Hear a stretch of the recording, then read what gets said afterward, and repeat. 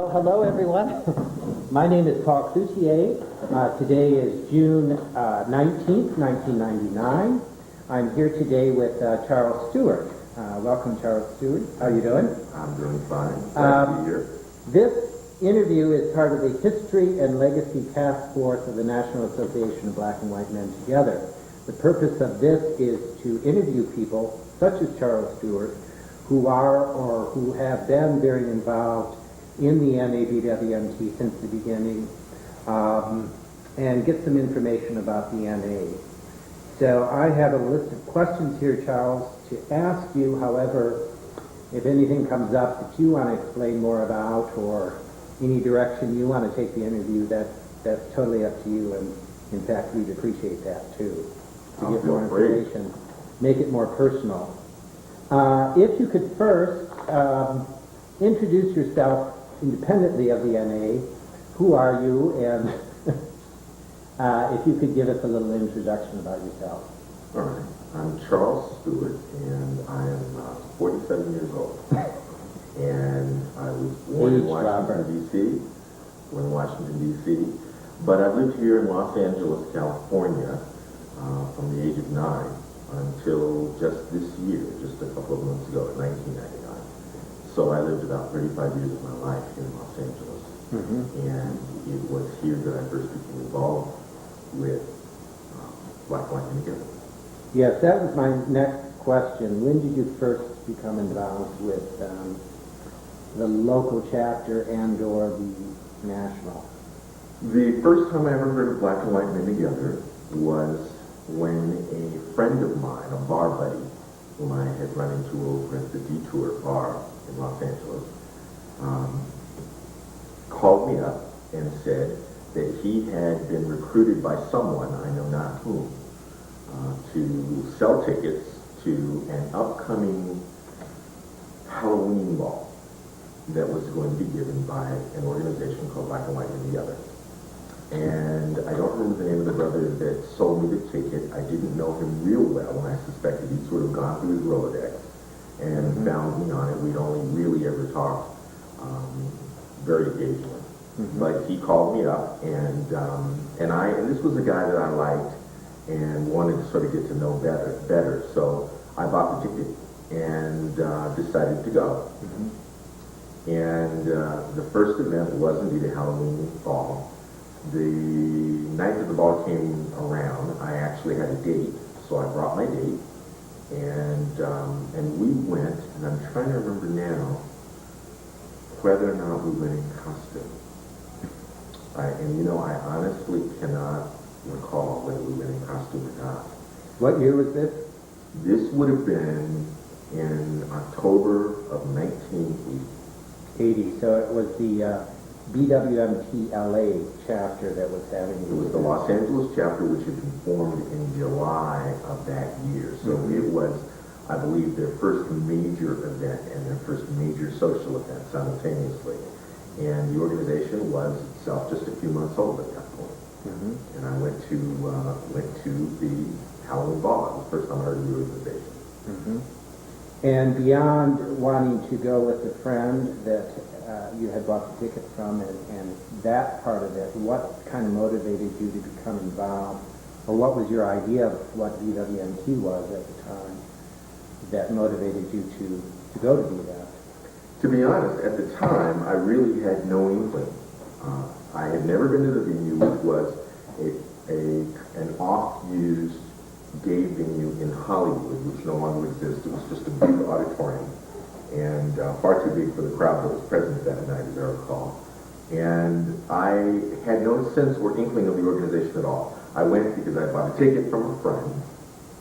As these things so often happen, someone prevailed upon me to sort of invest in this organization as it was getting off the ground, and I didn't have any sense of commitment or idea at all about the organization. I don't even remember the guy telling me what the organization was, but that was the very first time I went, and I do recall hearing about other events going on.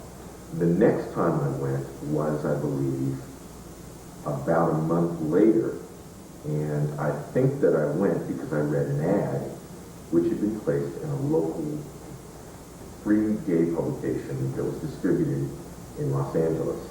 I don't remember the publication. I do pretty much remember that the ad was something that had been placed by black and white men together to attract people to the local rap sessions, which were then one of the other kinds of functions that Black and White Men Together was beginning to offer. Right. And so that was the second event that I went to. And that one I went to very deliberately. That one I went to consciously. I'm pretty sure that the ad was written by Howard Erickson, who at that time was responsible for putting together and doing some of the advertising for Black and White Men Together, though he wasn't at that point running the rap sessions. And I went then because I was interested specifically in the notion of an organization for Black and White Men Together. At that time, I thought this was a good idea. This is probably where I belong. I need to admit it to myself, and I need to go and find out what that's about. And so in November or early December 1981, I went to my first Black and White Men Together rap here in Los Angeles. Was this before the National Association had actually formed? Oh, yes. At this time, and I am not sure if I already knew about it or not, there was already a publication in existence called the BWMT Quarterly, the Black and White Men Together Quarterly, which had been created, and I'm not sure how many months or years previously, but I think about a year previously, had been created by Mike Smith, who was a white man who lived in San Francisco. And the publication had only came out every 3 months, and it advertised, it published ads, personal ads, for black and white men to meet one another, but it also published articles of interest and events and hangouts and a variety of different commentary, and it was all done at that time by Mike Smith out of San Francisco. The first BWMT sort of get-together was held in San Francisco, as I recall, earlier that year, right around Gay Pride. And then the following month, in June or July, there was Gay Pride in Los Angeles, and immediately after that or during that, Phil Twitchell and some other guys put together the very first Black and White Men Together group. And they were the ones that got the local organization off and running. But there was already the BWMT Quarterly out there in existence at that time. And at this point, we were barely in the process of creating a local organization. I don't think anyone had yet thought of a national organization. Right. So there was BWMT Quarterly, and there were individual Black and White Men Together sprouting up around the country as a result of a call going out from Mike Smith in the BWMT Quarterly. Now, so the first event was the Halloween party, and your first event, sort of non-party, non-social kind of event, was the rap. Right. Interestingly, I think that sort of symbolizes the kind of dividing line that so often we talked about in Black and White Men Together. I remember very little about the Halloween party, although it was the first BWMT event. I don't really remember thinking of it as BWMT at all. Right. I certainly didn't identify with it, and I only went out of a personal obligation to someone. The raps I went to deliberately and consciously to find out more about myself and more about black men who dated white men and white men who dated black men. And do you recall your feelings at that first rap, whether kind of your expectations were met or different than what you expected, or? Yes, to both. I remember very distinctly what my feelings were, and they were very positive. And I remember that my expectations were vastly exceeded and completely unlike what I had expected. In the sense that, and I remember some of the men that were there who later became real leaders of the local organization, and all of them struck me that night as being exceptional men. However, what I was most struck by and most impressed with and most strongly remember now were the black men that were there.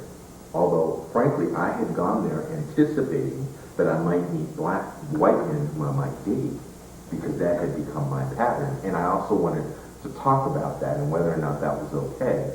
Once I got there and began to interact and began to sort of participate in the rapping that was going on, it was, frankly, the caliber of brother that was there that night that just overwhelmed me. I was very, very impressed and attracted and felt immediately, this is my home, this is where I belong. And Which was kind of, would you say, an unexpected benefit? Yes, absolutely. And something that also helped you to stay involved with. Absolutely. Absolutely. So where did your involvement go from there? I began going every Saturday night to the raps. In those days, they were held in the individual apartments of members of the organization.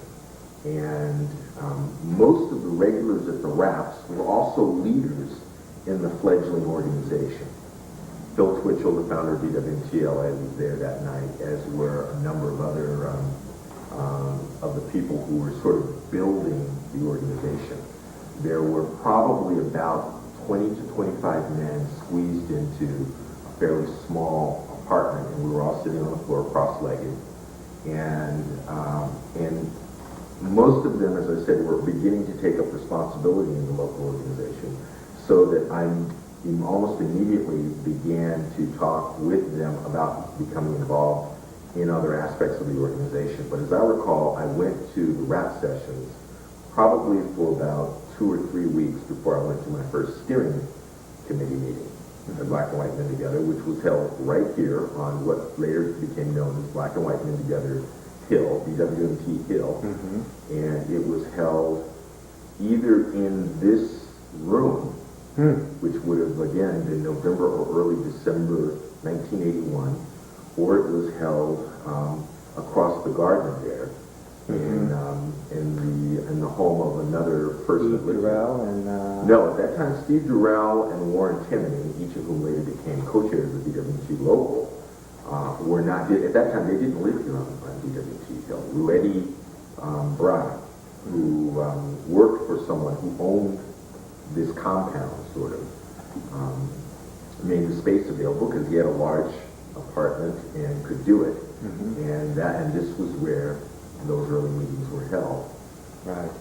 We are, by the way, here at County Gibson's house, which we consider as part of BWMT Hill, which in and of itself is very historic. Indeed. Yeah. I'd like to take a little break here, if you could. I'm ready. Could you talk about now your involvement with the National Association, coming out of your involvement with the local chapter and becoming involved in what was first the International Association of Black and White Men Together, which you were involved from the beginning, is that correct? Yeah, as a matter of fact, I was actually never directly involved in the National Association of Black and White Men Together. When I was involved most actively with the organization, it was, in fact, the International Association of Black and White Men Together. I now understand that there's been a whole generation of activists in the organization that don't even know that it was once upon a time an international organization, at least in our vision. However, the involvement in the national or international flowed directly from my involvement in BWMT Los Angeles, and it happened quickly. In retrospect, it happened very quickly. At the time, it didn't seem that way, but the organization, I got involved in the organization really when it was less than 6 months old. By around March, it seems to me, February or March, I had joined the steering committee as the communications secretary, I think it was, and was responsible for the external image of Black and White Men Together Los Angeles, and placing ads, advertising our raps, advertising our social events, and communicating about the organization externally, predominantly. I also was sort of helping out Warren Timoney, who was the black co-chair of the organization at the time, in sort of acting as a backup secretary, sort of held with minutes and what have you. And so I got involved in the local chapter's activities, and there was an enormous burst of energy at that time, and the organization started to go off locally in a variety of different ways. And around February or March, Mike Smith Of 1980. of 1981, we've now moved into 1981, and around February or March, Mike Smith, through the BWMT Quarterly, which you subscribe to as an individual, not an organization, announced that he was going to organize a convention, if you will, of black and white men together chapters, which, again, were all starting. None of the BWMT chapters at this point was a year old. And Mike decided that, however, that they were spreading, the idea taking root and spread so quickly to so many cities, and he was sort of looked to as the father of the organization, and people having all kinds of organizational questions were calling Mike Smith and asking him for his advice. Mike was a brilliant man, and he loved giving his opinion. At the same time, he was a very responsible man. He, from the very beginning, I think, wanted chapters to be independent and strong and to become whatever the membership wanted. And he would constantly refer people back to their local members. What do your members want? But the chapters were so new that frequently membership was no more than 10 or 12 in any given city. Mike thought it would be a good idea for everybody to come together, the chapters to come together, and to begin to talk among themselves about how to make this organization grow and to share ideas and to meet one another. And it was a time when all the rest of us, other than Mike, who although he lived in San Francisco and was very involved in the founding of the San Francisco chapter, was never held an office in the local chapter in San Francisco and always remained an independent publisher and writer of the BWMT Quarterly. So when he put out this call, the idea was for an idea share. And it was to be held at the Casa de Loma, which is still a hotel in San Francisco. And he rented the whole hotel, and it's an old kind of Victorian hotel. Small, but it was probably adequate for our needs at the time. And he invited everybody to come up on whatever terms they could. His call through the quarterly was to individuals, but the chapters responded. And actually, we were not chapters at that point. We were individual organizations which were completely unaffiliated. Most of us no more than 4 or 5 months old at that point. Nonetheless, the chapters began to think of themselves as chapters of black and white men together almost immediately, and we began to think of the possibility of affiliation almost as soon as Mike put out the call.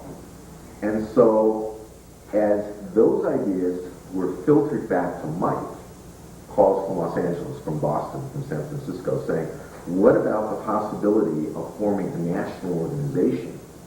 And Mike said, that's not what I am calling a convention to do, but if people want to do that, they should and should feel fine about that. Talk to your respective members, your local members, and see what they would like to recommend be done at the convention. And so we did that. And the BWMT Los Angeles chapter proceeded to hold a number of meetings of its steering committee, which were then discussed, the ideas were then discussed to some extent at our Saturday Night Raps, which was a broader group of men than the steering committee. And then there was at least one, maybe 2 membership meetings at which we took a formal position recommending that there should be a national organization. And then we began to work on our concept of what that organization should be. At this point, we got on the phone. We started calling people in different chapters. From the very beginning, Mike Smith had suggested that what the local organization should do is share their newsletters with one another. And so we did that. He had received the newsletters of every group from the very beginning of from the very inception of the first group. But he also suggested that they all share. And so we were getting newsletters from all these other groups. And because I was the communications secretary, I would receive these every week or every month, and I would read through them so that I probably knew more about what the other organizations were doing and at what level of development they were than anybody else in BWTLA. So Warren Timoney, the co-chair here, said, Charles, you be responsible for organizing our participation in the convention that will be held in San Francisco in June, and you start work on a draft of what might become a constitution or a charter for a national organization. I had also helped draft the charter for BWTLA. Mm-hmm. So that's what happened. At the time, were you conceiving this as an international association? No. I don't. There were a number of ideas for what the name should be. Mm-hmm. And the name, then as now, the name was a controversy almost from the very beginning. And at that point, we were aware that there was a BWT chapter in Canada and that there was a BWT chapter in Bahia, Brazil, organized by Luis Ma. Which there still is. Which there still is, I guess. I don't know. Is there? And I believe, yes. And I believe there was a chapter in Africa as well. Not at that time, it wasn't. But chapters began springing up, and we were aware that there were chapters outside the United States. So we understood from the very beginning that we wanted to be as inclusive as possible. We weren't sure whether or not they would send representatives simply because of distance and money. And at this time, most of the guys that were involved in the organization were in their 20s. Mike Smith was a little older. But most of us were in our 20s working jobs. I was working a full-time job for an insurance company in downtown Los Angeles at the time. And BWC local had been absorbing an increasing amount of my time and concentrating on helping to organize our organization's participation in the convention, the upcoming convention, became almost another job. And we tried to get our local members involved in going by offering to arrange their travel and to arrange their stay and so forth, which created some conflicts initially with Mike, who was also coordinating that for people who were unaffiliated. Remember, Mike's quarterly went to people all over the country, many of whom were thousands of miles away from any BWT organization. They were bound by a shared interest in the fact that they got the quarterly, that they subscribed to it quarterly. But other than that, they weren't affiliated with anything. So Mike had, when he conceived of this convention, he probably conceived of it as much as a convention for individuals as for chapters, fledgling chapters. And so we began to concentrate on what we thought a national organization should be like. And I was assiduously reading the newsletters of every group. And the discussion began to take place in those newsletters. And at a certain point, probably around April, I got on the phone and started calling the people whom I had identified through the newsletters were responsible for organizing their local groups' participation in the upcoming convention. And asked them, do you want to see a national organization? What do you think it should be like? How it should be done? And a lot of communication then started to go on by phone, and it went from one chapter to the other. And I keep saying chapter, I can't get out of the habit, but we were independent organizations at the time. And I particularly wanted to talk to New York. New York's organization seemed to be the most advanced in terms of operating on a wide variety of fronts simultaneously.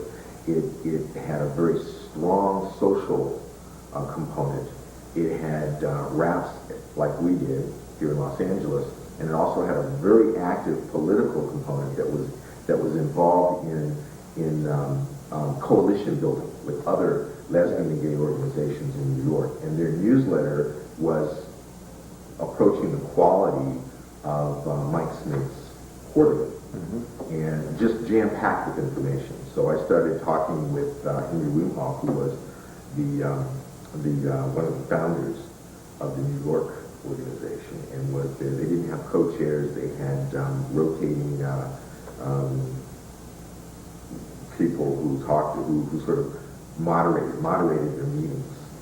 And from the very beginning, they had a fascinating process for power sharing and for inclusion and involvement. I began talking to them. I began talking to Jerry Mallon in Philadelphia, who organized their chapter, John Bush in Boston, Tim Wilson in Colorado.